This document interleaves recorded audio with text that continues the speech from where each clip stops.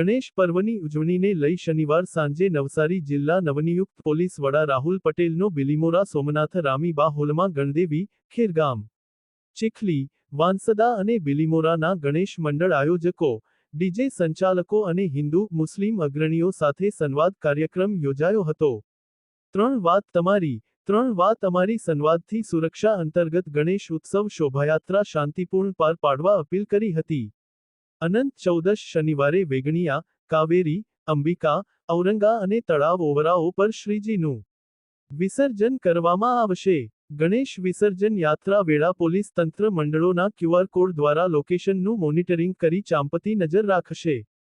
વિઘ્નહર્તાના આ ઉત્સવમાં નવું વિઘ્ન ઊભું ન થાય તેનું ધ્યાન રાખજો, નહીંતર વિઘ્ન હરવા કોણ આવશે એવો પ્રશ્ન પૂછી પોલીસે ગર્ભિત ચીમકી ઉચ્ચારી હતી। જિલ્લા પોલીસ વડાએ જણાવ્યું હતું કે બાપ્પાનું વેળાસર વિસર્જન કરનાર ગણેશ મંડળોને સન્માનિત કરવામાં આવશે। આ પ્રસંગે ધારાસભ્ય નરેશ પટેલ, પાલિકા પ્રમુખ મનીષ પટેલ, ભાજપ શહેર નીરવ પટેલ સહિત હિન્દુ મુસ્લિમ અગ્રણીઓ, નગરજનો મોટી સંખ્યામાં હાજર રહ્યા હતા। બિલીમોરાથી સંવાદદાતા અશોક જોશીનો રિપોર્ટ।